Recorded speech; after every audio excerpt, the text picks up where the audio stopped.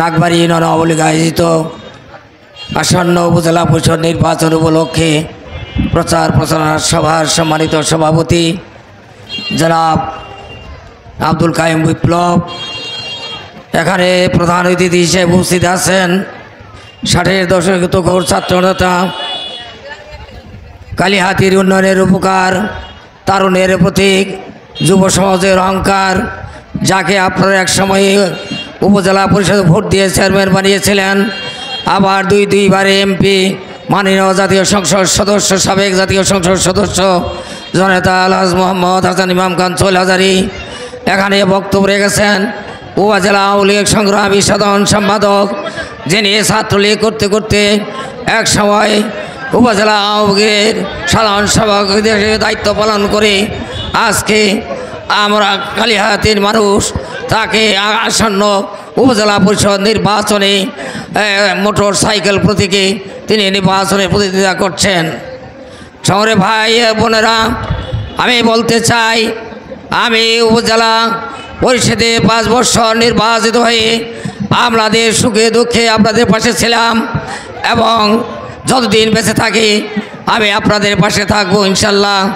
কিন্তু অতীব দুঃখের বিষয়, আপনারা হয়তো অনেকেই জানেন অথবা জানেন না, বিগত এই উপজেলা পরিষদ নির্বাচনে আমার তেমন আর্থিক সংগতি বা সমর্থন ছিল না।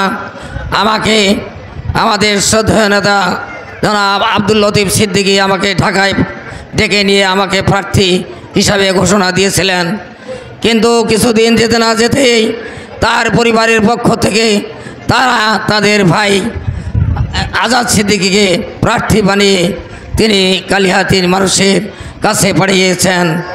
আপনারা জানেন আজাদ সিদ্দিকী সম্পর্কে, তার যে আচার আচরণ, তার যে স্বভাব চরিত্র, তিনি কেমন, তাই কালিহাতীর টাঙ্গাইলের যে সন্ত্রাস এবং মাদক যে সেবনকারী, তাকে এই কালিহাতীর মানুষ গ্রহণ করতে পারে না।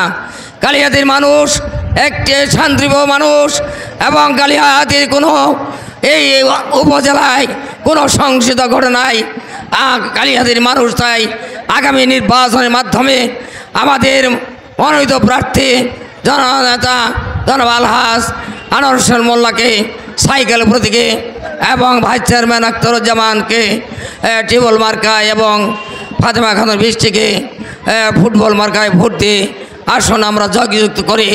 কালিহাতী থেকে সন্ত্রাস এবং মাদক মুক্ত আমরা কালিহাতী গড়ে তুলি, এই প্রত্যাশা রেখে মা বোনদের প্রতি অনুরোধ রেখে আমি আমার শেষ করছি।